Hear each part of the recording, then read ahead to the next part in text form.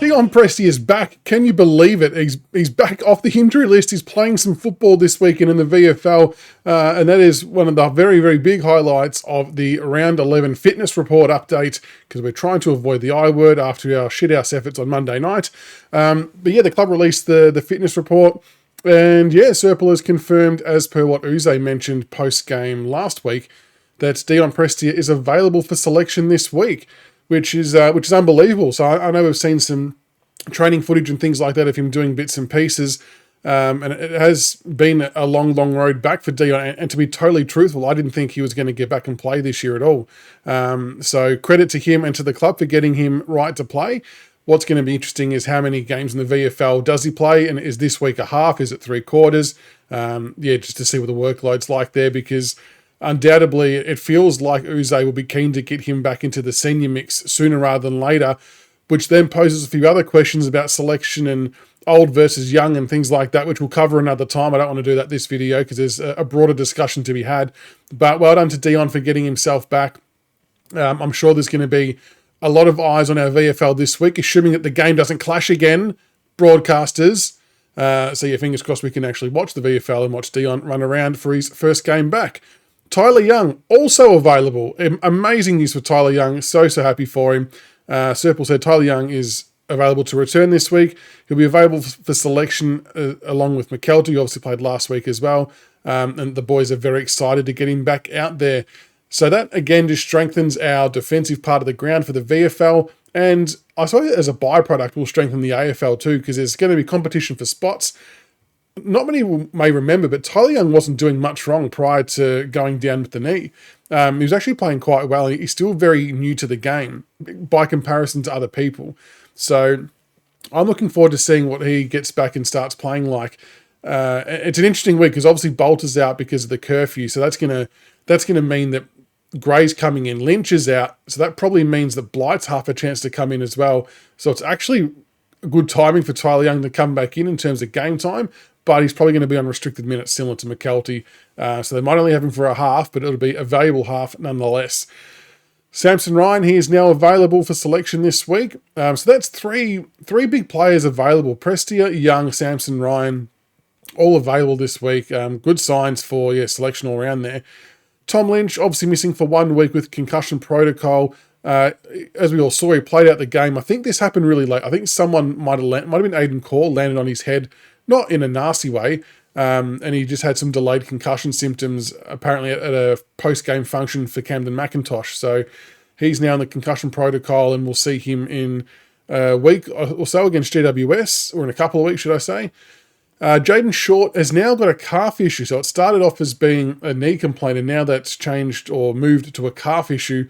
1 to 2 weeks. It says Shorty missed a couple of weeks ago where he pulled out in the warm-up due to knee soreness. Unfortunately, in the last couple of weeks, that knee soreness has tracked to the back of his leg and has sustained a small soleus strain in his calf. So they'll manage that over the next couple of weeks, and they'll take a precautionary approach. So he'll miss the next 1 to 2 weeks.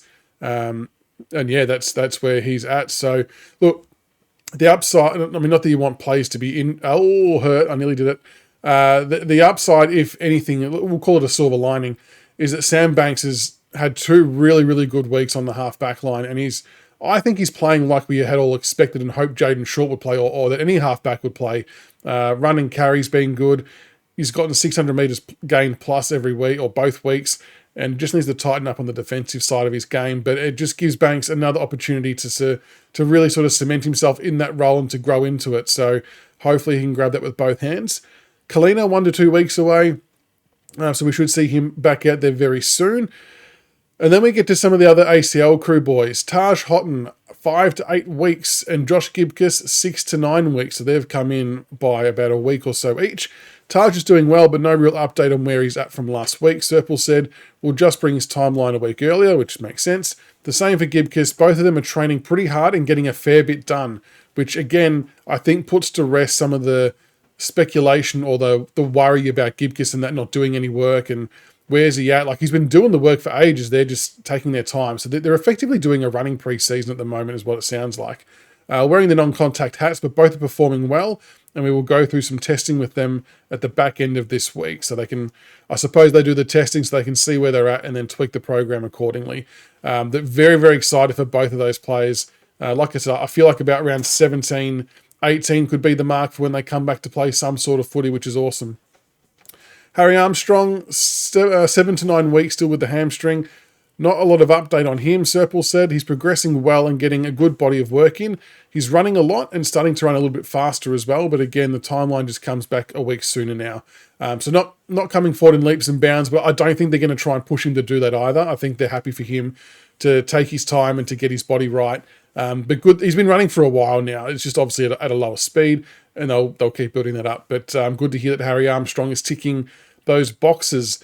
And finally, Josh Smiley, hamstring TBC. Serpil said Smiley's doing well. The injury itself is healing quite well. And as they said last week, we want to look after Josh and make sure he's in a good position, not only in the short term, but in the long term. So we're going to continue with his athletic development over the next little while. And when we feel that he's ready to play a good amount of footy, we'll throw him out there. Until that point in time, we're just going to focus on him as an athlete and as a footballer.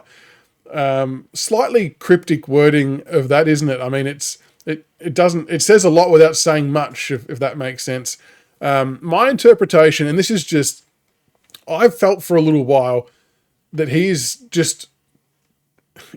too big for the workload that's required for VFL, AFL football. He was able to get away with it at Coates League because it's substantially less running, less kilometres, lower intensity, albeit still got intensity, but not to the same level. And I just think his body's just not adjusted or not coping with the workload that goes through a body of 195 centimetres and whatever weight he is. And look, he's gonna start shedding some of the puppy fat and trim down and tone up like what Sam Lawler did. And that's all going to take care of itself in due course. So I've got no doubt he's going to be fine to go whenever the club say he's going to be fine to go. And it's a marathon, not a sprint. And as much as we'd love to see him out there ASAP again, I'm glad that they're taking a conservative approach. And Uze, and if you read between the lines, Serpil as well, it seems like they're both very confident that we will see him play this year at AFL level. It's just making sure his body's in the right state to do so. But yeah, he just needs that continual run at it, doesn't he? But there you go. That is the fitness update report for the Tigers. DION Prestia is back. That is the major news, as well as Tyler Young back in. So all the best to both of them on the weekend in the VFL. That's very, very exciting for both of those players. And then we're just clearly on Taj Houghton and Josh Gibcus watch for the next 1 to 2 months. Yeah, those weeks are going to feel like they're dragging on forever, but they are super exciting players to get back into the fold very shortly.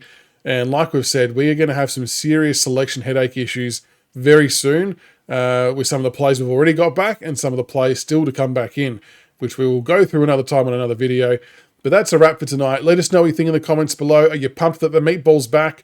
Are you looking forward to seeing Taj and Josh Gibcus? What do you think of Smiley? Give us all your thoughts and feedback in the comments below. And we will see you for the next one. Go Tigers.